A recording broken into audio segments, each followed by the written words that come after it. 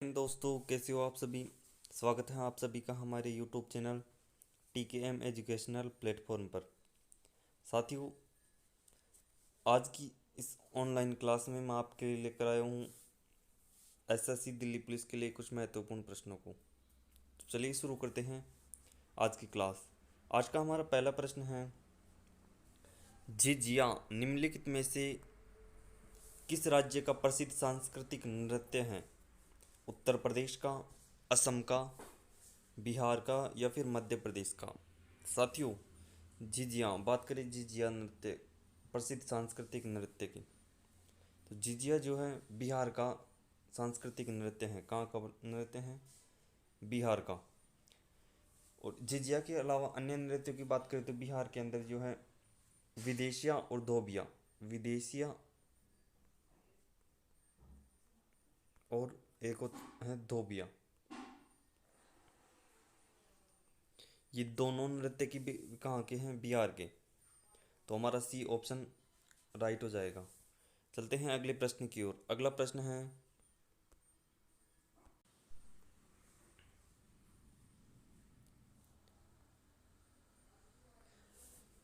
अगला प्रश्न है, सिग्मो त्योहार मुख्य रूप से भारत के निम्नलिखित में से किस राज्य में मनाया जाता है? मणिपुर में, कर्नाटक में, गोवा में या फिर बिहार में। तो साथियों, बात करें सिग्मो नृत्य की, तो साथियों सिग्मो नृत्य जो है गोवा के अंदर मनाया जाता है। कहाँ पर मनाया जाता है? गोवा के अंदर मनाया जाता है। तो हमारा सी ऑप्शन जो है राइट हो जाएगा। सिग्मो कहाँ का हो गया? गोवा का हो गया। इसके अलावा यहाँ पर जो है गोवा में सनबर्न, साउ जाओ, सनबर्न, साओ जाओ, और इसके अलावा जो है यहाँ पर जो है अंगूर फेस्टिवल। कौन सा? अंगूर फेस्टिवल भी कहाँ का प्रसिद्ध है? गोवा का प्रसिद्ध है। तो हमारा जो है सी ऑप्शन राइट हो जाएगा। अगला प्रश्न है,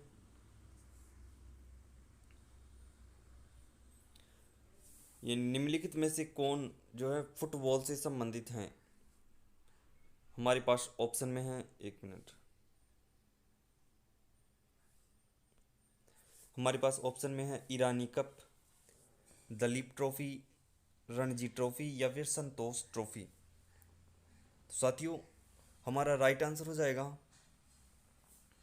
डी ऑप्शन। कौन सा? डी ऑप्शन राइट हो जाएगा। संतोष ट्रॉफी जो है फुटबॉल से संबंधित है। तो यहाँ पर कौन सा आ जाएगा? संतोष ट्रॉफी।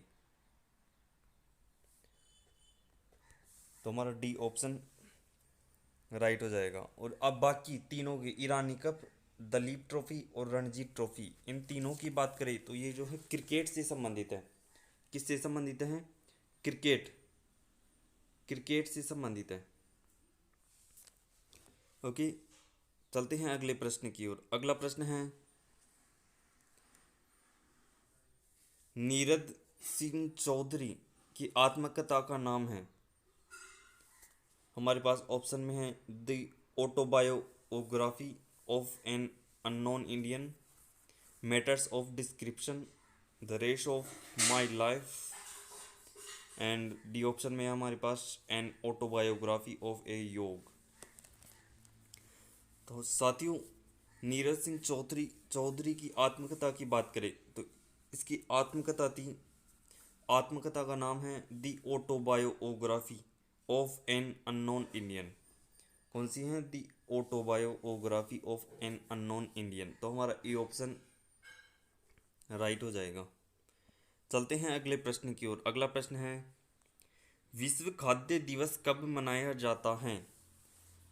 हमारे पास ऑप्शन में है 15 अगस्त को, 16 अक्टूबर को, 2 जनवरी को या फिर 14 जुलाई को। तो साथियों, विश्व खाद्य दिवस की बात करें तो ये मनाया जाता है 16 अक्टूबर को। कब मनाया जाता है? 16 अक्टूबर को मनाया जाता है, 16 अक्टूबर।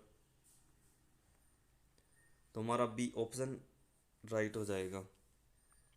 इसके अलावा साथियों, अगर इम्पोर्टेंट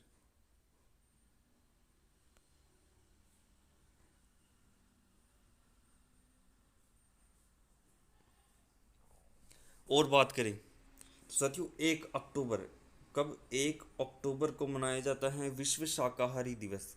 कौन सा मनाया जाता है? विश्व शाकाहारी दिवस। शाकाहारी दिवस कब मनाया जाता है? 1 अक्टूबर को मनाया जाता है। और 2 अक्टूबर, 2 अक्टूबर को विश्व अहिंसा दिवस। विश्व अहिंसा दिवस कब मनाया जाता है? 2 अक्टूबर को मनाया जाता है। इसके अलावा जो है 5 अक्टूबर को, कौन सा, कब 5 अक्टूबर को कौन सा दिवस मनाया जाता है? विश्व शिक्षक दिवस। विश्व शिक्षक दिवस मनाया जाता है, अंतर्राष्ट्रीय शिक्षक दिवस। और साथियों अगर राष्ट्रीय शिक्षक दिवस की बात करें तो राष्ट्रीय शिक्षक दिवस मनाया जाता है 5 सितंबर को। कब मनाया जाता है? 5 सितंबर को मनाया जाता है। और इसके अलावा एक और इम्पोर्टेंट है इनके अंदर, ये 11 अक्टूबर को, कौन सा, 11 अक्टूबर को, 11 अक्टूबर को कौन सा दिवस मनाया जाता है? तो साथियों 11 अक्टूबर को मनाया जाता है अंतर्राष्ट्रीय बालिका दिवस। अंतर्राष्ट्रीय बालिका दिवस मनाया जाता है। कब मनाया जाता है? 11 अक्टूबर को। तो हमारा विश्व खाद्य दिवस कब मनाया जाता है? 16 अक्टूबर को। तो हमारा बी ऑप्शन राइट हो जाएगा। चलते हैं अगले प्रश्न की ओर। अगला प्रश्न है भीमबेटका की गुफाएं कहाँ स्थित हैं? हमारे पास ऑप्शन में है महाराष्ट्र, मध्य प्रदेश, झारखंड में या फिर बिहार के अंदर। तो साथियों भीमबेटका की गुफाओं की बात करें तो भीमबेटका की गुफाएं स्थित हैं मध्य प्रदेश के अंदर। कहाँ पर स्थित है? मध्य प्रदेश में। तो हमारा बी ऑप्शन राइट हो जाएगा। मध्य प्रदेश के भोपाल में। कहाँ पर स्थित है? मध्य प्रदेश भोपाल के अंदर स्थित है भीमबेटका की गुफाएं। इसके अलावा महाराष्ट्र की बात करें तो साथियों महाराष्ट्र की भी कुछ महत्वपूर्ण गुफाएं प्रसिद्ध हैं, यानी इम्पोर्टेंट हैं। मध्य प्रदेश में अजंता की गुफाएं, अजंता की गुफाएं, एलोरा की गुफाएं और एक है एलिफेंटा की गुफाएं। ये महाराष्ट्र के अंदर स्थित है। कहाँ पर स्थित है? महाराष्ट्र के अंदर स्थित हैं। और इसके अलावा जो है झारखंड के अंदर, झारखंड के अंदर कौन सी है? अंजनी की गुफाएं। कौन सी है? अंजनी की गुफाएं कहाँ पर स्थित है? झारखंड के अंदर स्थित है। इसके अलावा बिहार में जो है तलाजा की गुफाएं। कौन सी है? तलाजा की गुफाएं बिहार के अंदर स्थित है। तो भीमबेटका की गुफाएं कहाँ पर होगी? मध्य प्रदेश के अंदर। बी ऑप्शन राइट हो जाएगा। अगला प्रश्न है नामद्रोलिंग मठ किस राज्य में स्थित हैं? सिक्किम में, कर्नाटक में, बिहार में या फिर महाराष्ट्र के अंदर। तो साथियों नामद्रोलिंग मठ की बात करें तो यह जो है बौद्ध धर्म का स्वर्ण मंदिर भी कहा जाता है। इस नामद्रोलिंग मठ को क्या कहा जाता है? बौद्ध धर्म का स्वर्ण मंदिर। स्वर्ण मंदिर भी कहा जाता है। किसे कहा जाता है? नामद्रोलिंग मठ को। और यह कहाँ पर स्थित है? किस राज्य के अंदर स्थित है? तो ये हो जाएगा कर्नाटक के अंदर। कौन सा हो जाएगा? कर्नाटक के अंदर। बी ऑप्शन राइट हो जाएगा। हाँ तो साथियों नामद्रोलिंग मठ कहाँ पर हो जाएगा? कर्नाटक के अंदर। बी ऑप्शन राइट हो जाएगा। अगला प्रश्न है चाणक्य के शासनकाल के प्रधान अमात्य थे। हमारे पास ऑप्शन में है चंद्रगुप्त मौर्य, हर्षवर्धन, बिंदुसार या फिर अशोक। तो साथियों चाणक्य के शासनकाल में अमात्य की बात करें तो चाणक्य के शासनकाल में अमात्य थे चंद्रगुप्त मौर्य। कौन थे? Chandragupta Maurya. A option right हो जाएगा। साथियों चंद्रगुप्त मौर्य को और अन्य नामों से भी जाना जाता है। इसके अलावा चंद्रगुप्त मौर्य को कौटिल्य के नाम से जाना जाता है। इसे किस नाम से जाना जाता है? कौटिल्य के नाम से भी जाना जाता है चंद्रगुप्त मौर्य को। इसके अलावा विष्णुगुप्त, विष्णुगुप्त भी किसे कहा जाता है? चंद्रगुप्त मौर्य को ही कहा जाता है। तो चाणक्य के शासनकाल में अमात्य कौन थे? चंद्रगुप्त मौर्य। तो हमारा जो है ए ऑप्शन राइट हो जाएगा। और कौटिल्य यानी चंद्रगुप्त मौर्य या फिर कौटिल्य की एक पुस्तक भी है, कौन, जिसका नाम है अर्थशास्त्र। अर्थशास्त्र के लेखक कौन है? कौटिल्य। यह राजनीति से संबंधित है। ओके, तो चलते हैं नेक्स्ट प्रश्न की ओर। अगला प्रश्न है, अढ़ाई दिन का झोपड़ा, यानी हमारे पास खालिस्तान दे रखा है, में स्थित सबसे पुरानी मस्जिद पहुंच रहा है, या फिर यानी 28 दिन का झोपड़ा कहाँ पर स्थित है? इस प्रकार से है प्रश्न। तो हमारे पास ऑप्शन में है हैदराबाद, अजमेर, कटक, बुरहानपुर। तो साथियों, 28 दिन के झोंपड़े की बात करें तो 28 दिन का झोपड़ा जो है अजमेर ज़िले के अंदर स्थित है। कहाँ पर स्थित है? अजमेर ज़िले के अंदर स्थित है। और अजमेर कहाँ पर है? राजस्थान के अंदर। राजस्थान अजमेर के अंदर स्थित है। साथियों, 28 दिन का झोंपड़ा यह पहले एक संस्कृत पाठशाला थी। क्या थी? पहले एक संस्कृत पाठशाला थी, जिसका निर्माण जो है विग्रहराज चतुर्थ ने करवाया था। किसने करवाया था? विग्रहराज चतुर्थ ने करवाया था इसका संस्कृत पाठशाला का निर्माण। फिर बाद में इसको जो है कुतुबुद्दीन ऐबक ने, किसने? कुतुबुद्दीन ऐबक ने जो है इसको संस्कृत पाठशालों को तुड़वाकर जो है इसको जो है 28 दिन के झोपड़े में बदल दिया। यानी 28 दिन का झोपड़ा एक मस्जिद है। क्या है? एक मस्जिद है। और पहले यह एक संस्कृत पाठशाला थी, और इसको तुड़वाकर जो है कुतुबुद्दीन ऐबक ने जो है 28 दिन के झोपड़े के रूप में बदल दिया। और यह कहाँ पर स्थित है? अजमेर जिले के अंदर स्थित है। तो हमारा बी ऑप्शन जो है राइट हो जाएगा। चलते हैं अगले प्रश्न की ओर। अगला प्रश्न है, आर्य समाज की स्थापना स्वामी दयानंद सरस्वती द्वारा कब की गई थी?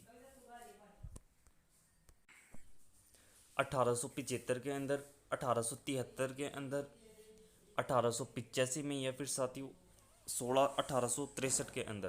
तो साथियों, आर्य समाज की स्थापना, तो आर्य समाज की स्थापना की गई थी 1875 के अंदर। कब की गई थी? 1885 के अंदर।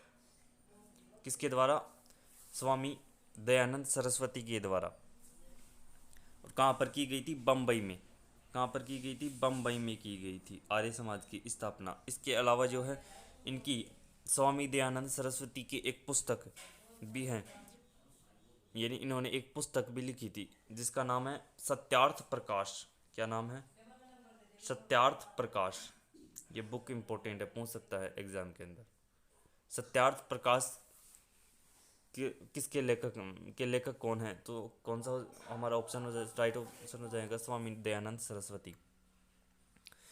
इसको जो है इन्होंने जो है हिंदी भाषा में लिखी। किस भाषा में लिखी? हिंदी भाषा में लिखी। और आर्य समाज की स्थापना कब की इन्होंने? 1875 के अंदर, 1885 के अंदर, बम्बई के अंदर। कहाँ पर? बम्बई में। चलते हैं अगले प्रश्न की ओर। अगला प्रश्न है,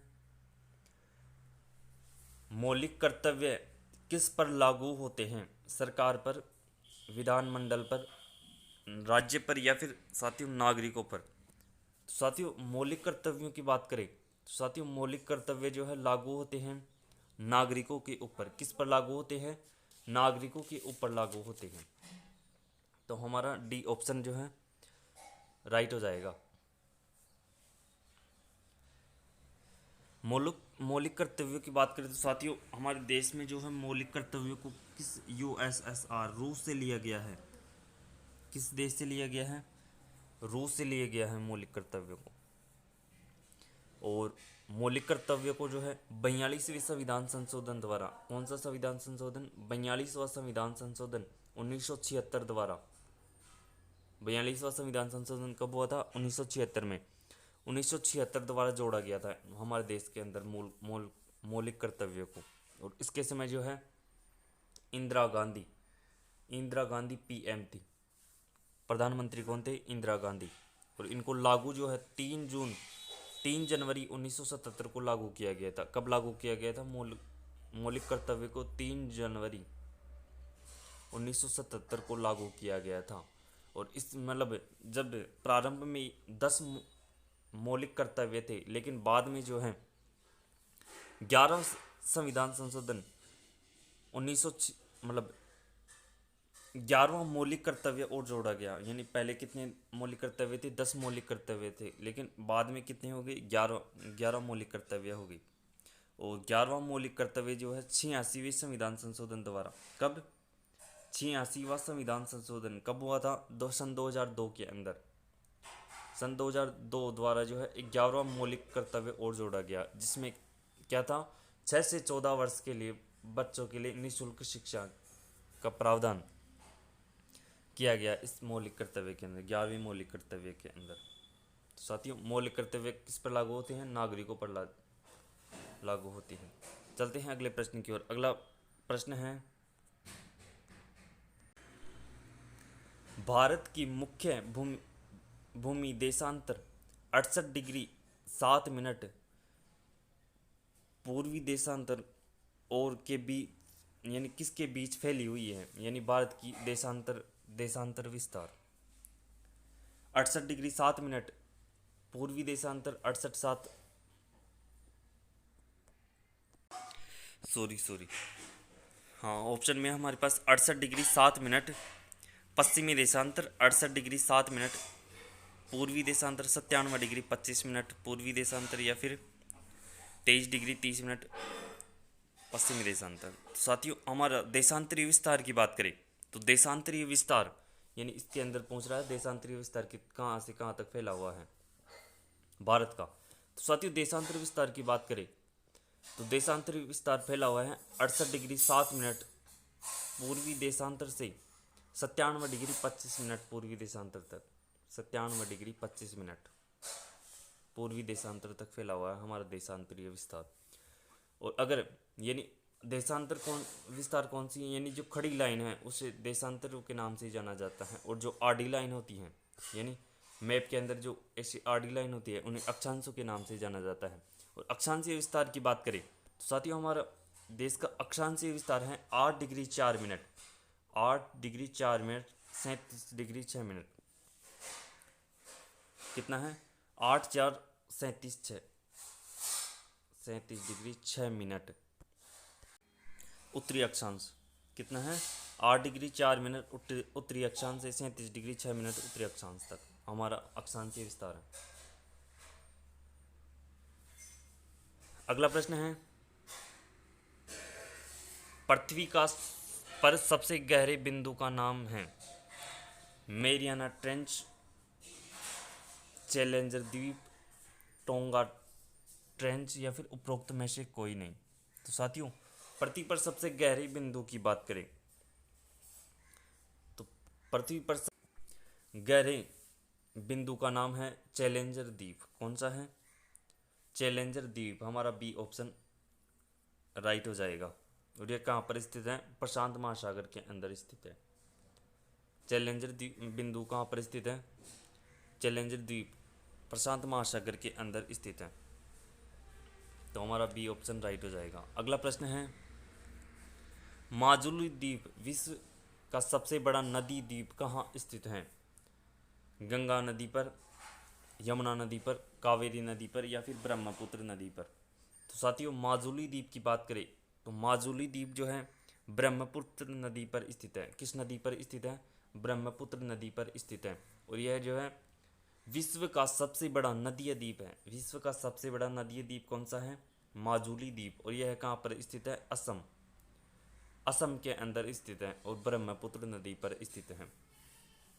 साथियों, अगर ब्रह्मपुत्र नदी की लंबाई की बात करें तो इसकी लंबाई है 2900 किलोमीटर। कितनी है? 2900 किलोमीटर ब्रह्मपुत्र नदी की लंबाई है। और इसको जो है ये ब्रह्मपुत्र नदी को बांग्लादेश में जमुना के नाम से जाना जाता है। किस नाम से जाना जाता है? जमुना के नाम से जाना जाता है।